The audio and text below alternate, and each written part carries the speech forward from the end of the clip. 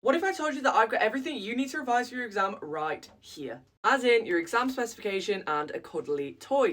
And the phone that you're using. Let me explain the most efficient way to revise with only this little guy for company using the Feynman technique and the specification. Before any exam, you should be able to go through the specification and explain every point on that. This is particularly helpful because the specification outlines everything you need to know, but they will give you topics and headings rather than details about the topic itself. So it'll say on the A-level economics specification, define inflation, know the differences between the RPI and CPI. Okay, now I've read this off my specification, I'm going to turn to this little guy and I'm going to be like, inflation is the general rise in the price level and the fall in the purchase. You know what I mean. And when I tell you to just do this for every single specification point that's on the exam, you have to treat this little guy like he knows nothing. You're explaining this like you're explaining it to a 5-year-old. If you can go and explain this to another person, like your sibling or your parent, this is 10 times better because they can at least ask you questions in return. Whereas little Soto here, I just have to imagine him going like, why does this happen? Why does this happen? And explaining in depth everything on the specification. If I can't do it, then I need to look up a video on that thing, go back to my notes, if I can't just do it off the top of my head. And luckily for you, you're watching this video right now, so you can access the internet. So I know that you have access to online notes, to online resources,